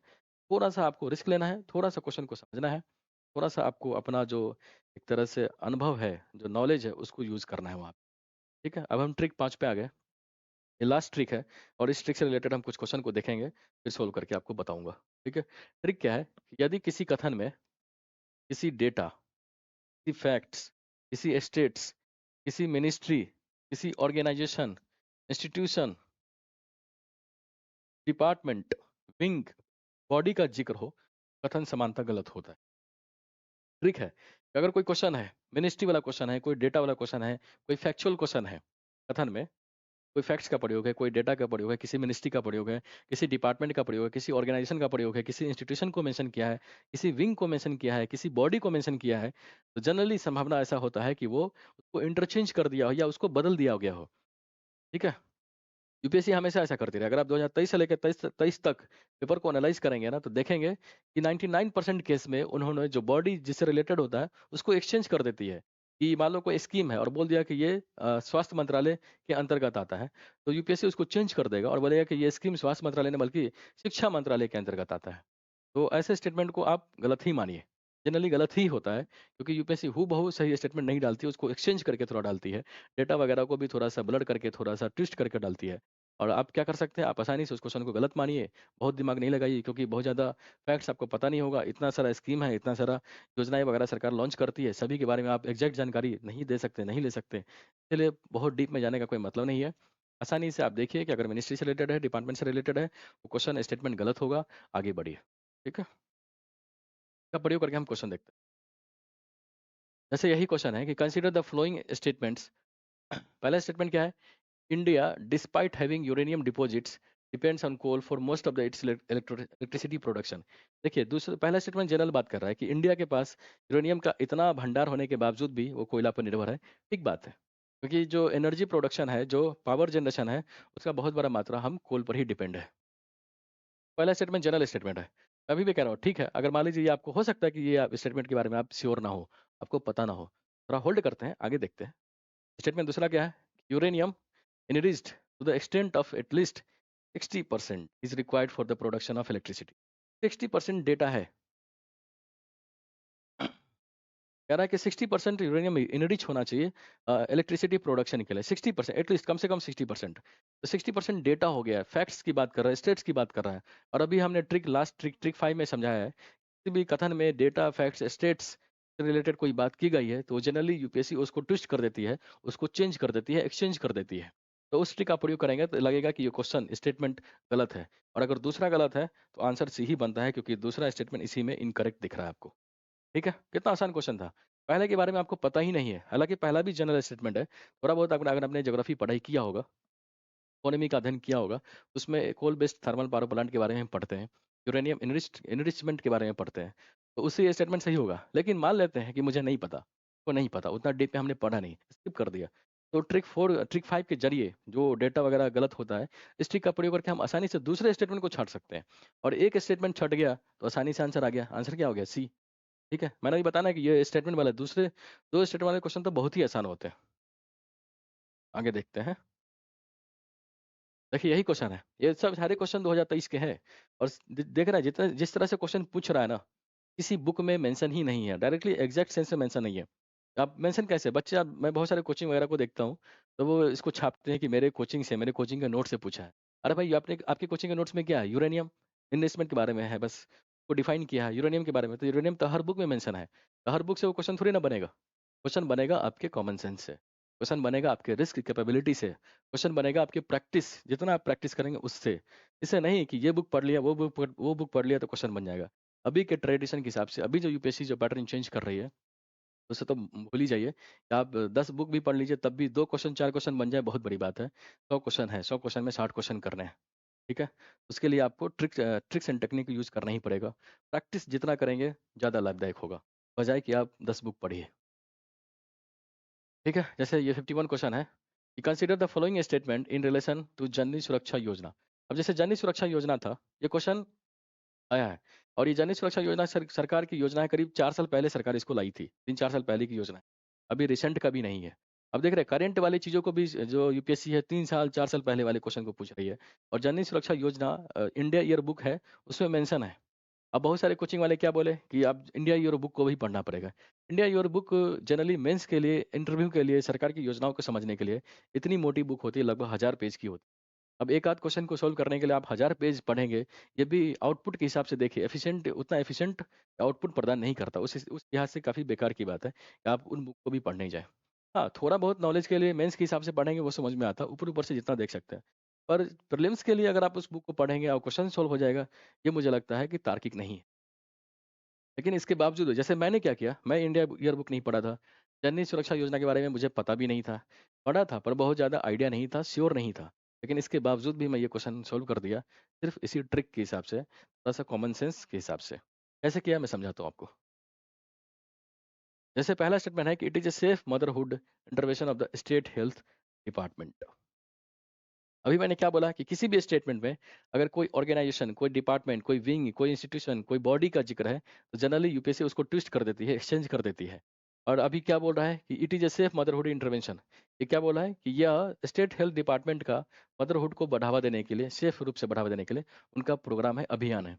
अब स्टेट हेल्थ डिपार्टमेंट है, हो सकता है किसी और ऑर्गेनाइजेशन, किसी और मिनिस्ट्री का हो। यूपीएससी इसको चेंज कर दिया होगा, संभावना है। इसलिए चूंकि स्टेट डिपार्टमेंट से रिलेटेड क्वेश्चन है, जनरली ये गलत होगा। ठीक है, मैंने गलत कर दिया था। मतलब ये स्टेट हेल्थ डिपार्टमेंट को छाट के ही आप ये स्टेटमेंट को गलत कर देंगे। दूसरा है कि its objective is to reduce maternal और neonatal mortality among poor pregnant people. Objective है, स्कीम की बात है।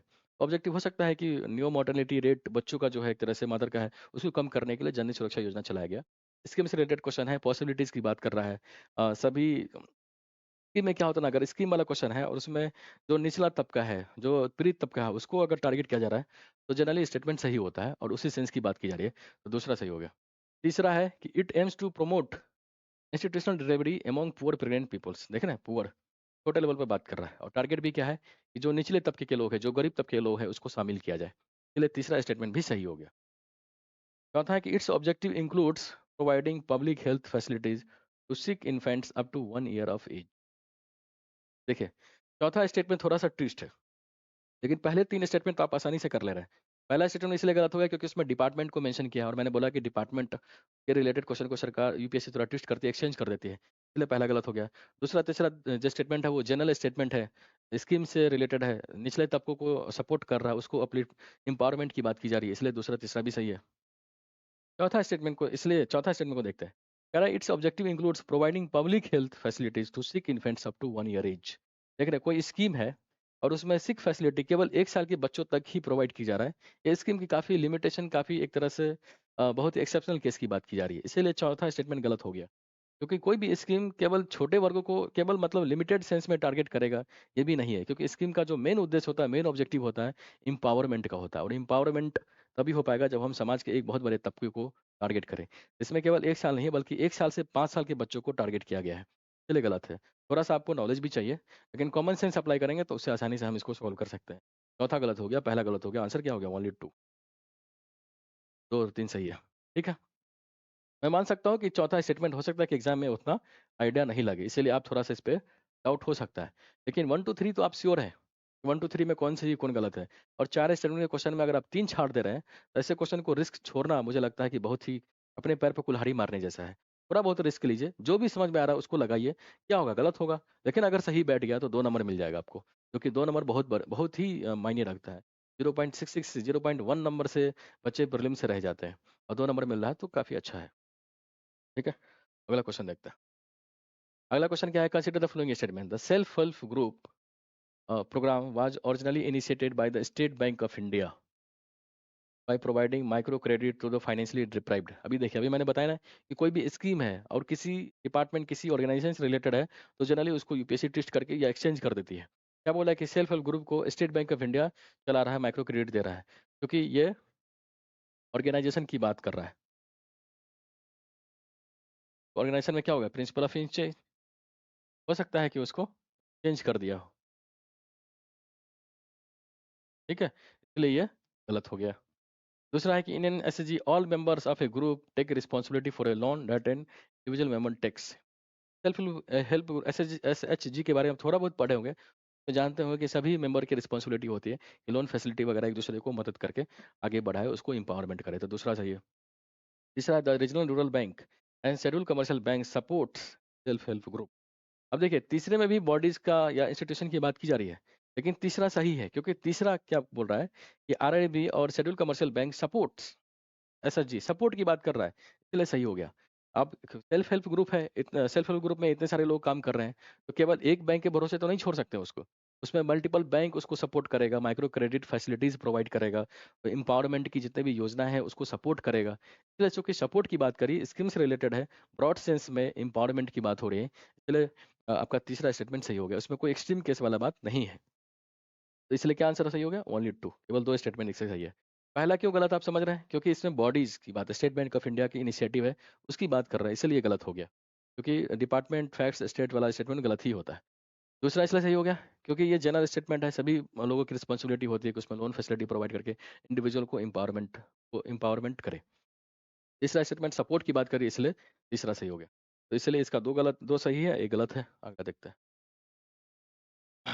देखिए, अगला स्टेटमेंट है 2023 का ही क्वेश्चन है ये, कि consider the following statement. Statement में कह रहा है कि India accounts for 3.2% of global export of goods. कह रहा भारत जो है, जो जितने भी ग्लोबल लेवल पर गुड्स का एक्सपोर्ट होता है, उसके 3.2% को अकाउंट करता है, मतलब 3.2% भारत की हिस्सेदारी है वैश्विक व्यापार में गुड्स के। देखिए, एग्जैक्ट डेटा की बात कर रहा है, और ये बताया कि डेटा स्टेट्स फैक्ट्स अगर का प्रयोग है, तो वो स्टेटमेंट जनरली यूपीएससी में गलत होता है, इसीलिए ये स्टेटमेंट पहला गलत हो गया। अब दूसरा स्टेटमेंट है कि many local companies and some foreign company is operated in India have taken advantage of India's production linked incentive. बहुत जनरल स्टेटमेंट है कि प्रोडक्शन लिंक्ड इंसेंटिव जो सरकार लॉन्च की है, और जो सरकार उसमें लोन फैसिलिटीज कुछ सब्सिडी वगैरह देती है विभिन्न स्कीम्स पे, उसमें भारत की कंपनी भी फायदा उठा रही है और विदेशी कंपनी भी फायदा उठा रही है, तो ये जनरल सेंस है। तो जनरल सेंस है तो जनरल स्टेटमेंट है और बहुत बड़े लेवल पर प्रोग्राम जो है कवर कर रहा है चीज़ों को, इसलिए ये स्टेटमेंट क्या हो गया, सही हो गया। तो दूसरा स्टेटमेंट सही हो गया। पहला गलत दूसरा सही, ये केवल इसी में बनता है डी, इसलिए answer C. Statement one is incorrect, statement two is correct, इसलिए आंसर इसका क्या हो गया, डी हो गया। ठीक है, अगला क्वेश्चन देखते हैं। Consider the following statement the context of the intervention being undertaken under anaemia मुक्त भारत स्ट्रेटजी। अनीमिया अनीमिया मुक्त भारत स्ट्रेटजी के तहत क्या क्या स्टेप्स उठाए गए हैं, उसके संदर्भ में उसके कॉन्टेक्स्ट में ये क्वेश्चन है। पहला स्टेटमेंट क्या है कि it provides prophylactic calcium supplementation for preschool children adolescent and pregnant women. देखिए, इस क्वेश्चन में ना आपको थोड़ा कॉमन सेंस आपको लगाना पड़ेगा। कॉमन सेंस क्या लगाना पड़ेगा, अगर आपने बायोलॉजी के बारे में 1% भी पढ़ा होगा या शुरुआती चैप्टर ही पढ़ा होगा, तो आपको ये जानकारी होगा कि जो एनीमिया होता है वो अनीमिया जो होता है वो आयरन की कमी से होता है। अनीमिया नामक जो रोग होता है ना, अनीमिया जो स्ट्रेटजी इसमें लगाया गया उसमें आयरन की कमी से आयरन को टारगेट किया गया है। और भारत में अभी ये रिपोर्ट भी आया था कि भारत में 25-50 मतलब लगभग 50% महिलाएं ऐसे हैं जो अनीमिया से ग्रसित है, यानी उसमें आयरन नहीं है। तो आयरन फॉलिक एसिड प्रोवाइड किया जा रहा है छोटे छोटे लेवल पर, जो प्राइमरी हेल्थ केयर फैसिलिटीज है वहाँ पर, ताकि महिलाओं को अनीमिया की कमी से मुक्त किया जा सके। समझ रहे? तो पहला क्यों गलत हो गया, पहला इसलिए गलत हो गया कि अनीमिया को टारगेट करना है। तो अनीमिया को टारगेट करना है तो आपको अमोनिया यानी NH3 को आपको चाह रहे हैं कि ये बढ़े, मतलब अमोनिया की समस्या को दूर करे, आपको आयरन बांटना होगा। ठीक है, आयरन की कमी से, उसमें आपको कैल्शियम नहीं बल्कि आयरन आयरन का डिस्ट्रीब्यूशन करना होगा, तभी आप एनीमिया अनीमिया को दूर कर सकते हैं। इसलिए पहला गलत हो गया। प्रोफाइलो प्रोफाइलेसेटिक कैल्शियम नहीं बल्कि प्रोफाइलेसेटिक आयरन आपको डिस्ट्रीब्यूट करना होगा, चलिए गलत हो गया। इसमें थोड़ा कॉमन सेंस आपको अप्लाई करना ही पड़ेगा। अब चूंकि स्कीम से रिलेटेड है तो ब्रॉड सेंस जो एम्पावरमेंट की बात करेगा ये। तो देखते हैं दूसरा स्टेटमेंट क्या है। It runs a campaign for delayed cord clamping at the time of child birth. ठीक है, कैंपेन लॉन्च कर रहा है, अनीमिया मुक्त भारत स्ट्रेटजी प्रबंधन की बात कर रहा है। तो जो बच्चा जन्म लेता है उस समय ब्रॉड सेंस में ये एक तरह से कैंपेन को लॉन्च कर रहा है, ताकि जो महिलाएं हैं वो अनीमिया से ग्रसित ना हो, उनको आयरन जो फॉलिक एसिड है वो लगातार मिलती रहे, उनका सेवन करते रहे। चलिए, जनरल स्टेटमेंट ये सही हो गया। तीसरा, it provides for periodic deworming to children and adolescent provides की बात कर रहा है, ये भी सही है। तीसरा है, बहुत एक्सट्रीम बहुत नेगेटिव सेंस बात नहीं हो रहा, जनरल स्टेटमेंट है, सही है। तीसरा, it addresses non nutritional causes of anaemia in endemic pockets with special focus on malaria helminthic and chlorosis. ठीक है, ये भी जनरल स्टेटमेंट है, चौथा भी सही हो गया। मतलब ये स्कीम है, अनीमिया मुक्त भारत स्ट्रेटजी है, उसमें विभिन्न टारगेट्स सरकार प्रोवाइड कर रही है, विभिन्न चीज़ों को एड्रेस कर रही है। ये स्कीम है तो ब्रॉड सेंस में सभी चीज़ों को कवर भी करेगा कि अनीमिया मुक्त भारत बनाना है भारत को, इंडिया को, सरकार को। चलिए, दूसरा तीसरा चौथा हमेशा चौथा सही हो गया। पहला इसलिए गलत हो गया क्योंकि प्रोफाइलोसेटिक कैल्शियम की बात कर रहा है, कैल्शियम प्रोवाइड नहीं करते, आयरन प्रोवाइड करते हैं, क्योंकि आयरन की वजह से, आयरन के प्रयोग से ही हम अनीमिया को दूर कर सकते हैं। इसलिए तीन स्टेटमेंट इसके सही हो गए। क्या हो गया, सी। यह है, अगला है क्वेश्चन है कि with reference to home guards consider the following statement. Home guards के संदर्भ में क्वेश्चन है। पहला है कि home guards are raised under the home guards act and the rules of the central government. देखिए, होम गार्ड्स के बारे में अगर आप थोड़ा बहुत भी आपको आइडिया है या आपने सुन रखा है कि किन किन स्टेट में होम गार्ड है, तो आपको रियलाइज होगा कि होम गार्ड्स के जो प्रावधान है वो स्टेट गवर्नमेंट के एक्ट के जरिए वो रेगुलेट होता है। ये सेंट्रल गवर्नमेंट का कोई इसमें लेना देना होम गार्ड्स के कॉन्सेप्ट सेंट्रल गवर्नमेंट के अंतर्गत है ही नहीं, या प्रयोग होता ही नहीं। जैसे यूपी में होम गार्ड्स का कल्चर है, वहाँ पर प्रावधान है, प्रोविजन है। आपको थोड़ा गुजरात में है, मुंबई में है, यहाँ यहाँ कुछ स्टेट में है, हर स्टेट में भी नहीं होम गार्ड के कॉन्सेप्ट या होम गार्ड को लागू नहीं किया गया। इसीलिए पहला पहला गलत हो गया। पहला क्यों गलत हो गया, क्योंकि ये सेंट्रल गवर्नमेंट के रूल ऑफ सेंट्रल गवर्नमेंट के तहत नहीं रेगुलेट होता है, ये रूल ऑफ स्टेट गवर्नमेंट के जरिए रेगुलेट होता है। दूसरा है कि the role of home guard is serve as an auxiliary force to the police in maintenance of internal security. ठीक बात है कि होम गार्ड जो ग्राउंड लेवल पर पुलिस काम कर रही है उसको सपोर्ट करती है, ताकि राज्य में इंटरनल सिक्योरिटी के चीज़ों को आगे बढ़ावा दिया जा सके।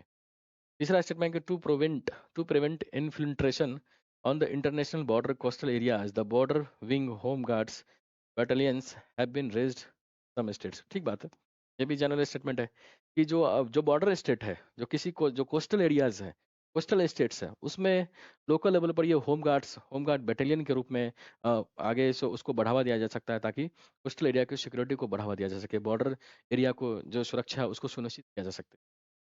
इसलिए दूसरा और तीसरा सही हो गया, पहला गलत हो गया। पहला इसलिए गलत हो गया कि इसमें रूल्स ऑफ सेंट्रल गवर्नमेंट की बात कर रहा है, ये गलत है। रूल्स ऑफ स्टेट गवर्नमेंट, जो होम गार्ड स्टेट से रिलेटेड है, स्टेट में कुछ राज्यों में इसका कॉन्सेप्ट है, ये सेंट्रल लेवल पर होम गार्ड का कोई कॉन्सेप्ट नहीं, ओनली टू। ठीक है दोस्तों, तो आज हमने यूपीएससी 2023 से रिलेटेड लगभग 20 क्वेश्चन को यहाँ पर हमने सोल्व किया है, और उसमें 5 ट्रिक, मोटे तौर पर ये 5 ट्रिक अप्लाई करके लगभग 20 क्वेश्चन को हमने सोल्व किया। फिर से मैं 5 ट्रिक दूसरे वीडियो में बनाऊंगा, उस 5 ट्रिक से हम नेक्स्ट 20 क्वेश्चन सोल्व करके आसानी से दिखाएंगे। लगभग 10 ट्रिक ऐसे हैं जिसको अगर आप अच्छे से मास्टरी, अच्छे से प्रैक्टिस कर लेंगे, अभी जब तक यूपीएससी प्रीलिम्स नहीं आता तब तक इन 4-5 महीने में आप यकीनन एग्जाम में जब बैठेंगे तो वहाँ पर आसानी से 40 से 45 क्वेश्चन ऐसे क्वेश्चन होंगे जिसको आप आसानी से इन ट्रिक का प्रयोग करके हो सोल्व कर सकते हैं। और वो क्वेश्चन आपको किसी बुक में नहीं मिलेगा, किसी नोट्स में नहीं मिलेगा, किसी मैगजीन में नहीं मिलेगा। ऐसे क्वेश्चन कॉमन सेंस से ही हल होते हैं, प्रैक्टिस से ही उसको आप उपयोग कर सकते हो, उसको सोल्व कर सकते हैं। तो उसके लिए ज़रूरी है कि ज़्यादा से ज़्यादा प्रैक्टिस किया जाए। जितना प्रैक्टिस करेंगे उतना ये ट्रिक पर आपका हैबिट्स बढ़ेगा, उतना कॉन्सेप्ट आपका एक तरह से हार्नेस होगा, कॉन्सेप्ट एक तरह से आपकी एफिशिएंसी बढ़ेगी, नॉलेज बढ़ेगा, चीज़ों को टैकल कैसे करें उन चीज़ों के बारे में आपका अनुभव बढ़ेगा। तो प्रैक्टिस मेक्स परफेक्ट वाला कोटेशन तो आपने सुना ही होगा। तो जितना प्रैक्टिस करेंगे प्रीवियस ईयर के क्वेश्चन, अब यूपीएससी के ट्रेंड को समझने के लिए प्रीवियस ईयर के क्वेश्चन से अच्छा कोई सोर्स हो ही नहीं सकता। अब मैंने 2023 के क्वेश्चन उठाए तो इसमें से 40 क्वेश्चन मैं डिस्कस करूंगा, 20 क्वेश्चन अभी किया, 20 क्वेश्चन दूसरे वीडियो में करूंगा। फिर मैं इसी तरह 21, 20, 19, 23, 2013 तक डिस्कस करूंगा पीछे से जाते हुए, और आपको दिखाऊंगा कि कैसे आप कॉमन सेंस से, बिना कुछ पढ़े, बिना कुछ अध्ययन किए, बिना किसी रिवीजन किए 40 से 45, 45 से 60 क्वेश्चन तक, जैसे 21-22 में तो आपके 40 से 45 क्वेश्चन तक ही हो पाएंगे, लेकिन 20 से जैसे ही नीचे जाएंगे तो 60-60 क्वेश्चन ऐसे होंगे जिसको आप 10 ट्रिक से, इन्हीं 10 ट्रिक के माध्यम से लगभग 60% क्वेश्चन आप सोल्व कर सकते हैं। करके दिखाऊंगा वीडियो कॉल में, ठीक है। और आप भी जब रीड करते हैं, जब प्रैक्टिस करते हैं और आपको एग्जाम देना है 2024 में, तो थोड़ा सा आपको स्ट्रेटजी चेंज करना पड़ेगा, क्योंकि अगर आप स्ट्रेटजी थोड़ा चेंज नहीं करेंगे तो आप कितना भी पढ़िए, पॉलिटी के बारे में आप 10 बुक पढ़ लीजिए, 20 बुक पढ़ लीजिए, लक्ष्मी स्पेक्ट्रम आप कितना बार भी पढ़ लीजिए, हिस्ट्री से रिलेटेड जो भी बुक है मार्केट में सब पढ़ लीजिए, लेकिन उसके बाद भी क्वेश्चन आप 15 से 20 से क्वेश्चन से ज़्यादा बना ही नहीं सकते, क्योंकि उसके बाद जो क्वेश्चन होंगे वो क्वेश्चन ऐसे होंगे जो किसी बुक में नहीं मेंशन होगा, बिल्कुल एक तरह से अलग क्वेश्चन होगा, उसी तरह से बनाए जाते हैं। और वहाँ पर कॉमन सेंस ही एक फंडा होगा, थोड़ा रिस्क कैपेबिलिटी अप्रोच ही आपका काम हो सकता है। तो स्ट्रेटजी थोड़ा बहुत चेंज करना पड़ेगा। आप स्ट्रेटजी चेंज करिए, लगातार प्रैक्टिस करिए, देखिए एग्ज़ाम आराम से निकलेगा। और वो गालिब का एक शेर है ना कि उम्र भर गालिब यही भूल करता रहा, धूल चेहरे पर थी और आईना साफ करता रहा। तो स्ट्रेटजी को चेंज करने में कोई शर्मनाक बात है ही नहीं। अगर आप लगातार इनोवेट करते, लगातार इम्प्रूवमेंट करना चाह रहे हैं और एक स्ट्रेटजी पर आप स्टिक मत रहिए, थोड़ा-सा चेंज करिए, थोड़ा-सा अप्रोच को बदलिए, प्रैक्टिस करिए, फिर देखिए सफलता निश्चित है, आप आसानी से कट ऑफ को क्रॉस कर जाएँगे। ठीक है? आज की परिचर्चा को हम यहीं विराम देते हैं। उम्मीद है ये वीडियो आपको पसंद आया होगा। अगर आपको इस वीडियो पसंद आ रहा है तो वीडियो को लाइक करें, चैनल को सब्सक्राइब करें, ज़्यादा से ज़्यादा शेयर करें। फिर मैं अगले वीडियो में इसी तरह से यूपीएससी प्रीवियस ईयर क्वेश्चन को डिस्कशन सीरीज़ ला रहा हूँ। अभी पहला वीडियो था। इसी तरह से मैं 2023 तक, 2013 तक सारे पेपर्स को डिस्कस करूँगा। सभी क्वेश्चन को डिस्कस करके अपने ट्रिक्स को समझाऊँगा कैसे यूज़ कर सकते हैं। थैंक यू दोस्तों।